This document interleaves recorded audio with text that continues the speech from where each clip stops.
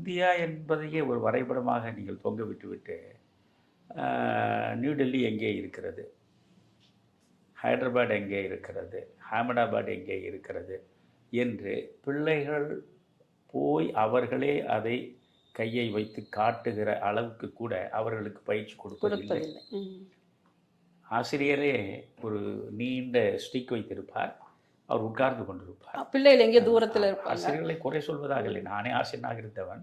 இப்படி இங்கிருந்தபடியே இந்த ஸ்டிக்கை எடுத்து இங்கே பாருங்கள், இதுதான் நியூ டெல்லி நம்ம தலைநகரம், இதுதான் ஹைதராபாத், இதுதான் அகமதாபாத், அவ்வளோதான்.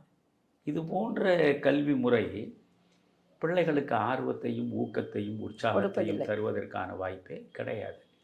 எனவே நாம் இவற்றிலெல்லாம் வெகு தூரம் செல்ல வேண்டும்.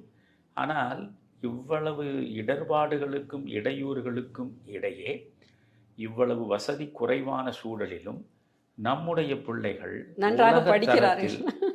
உலகத்தரத்தில் அறிவை பெருக்கி இன்றைக்கு அமெரிக்காவுக்கு இணையாக அறிவில் போட்டியிடக்கூடிய அளவுக்கு வளர்ந்திருக்கிறார்கள்.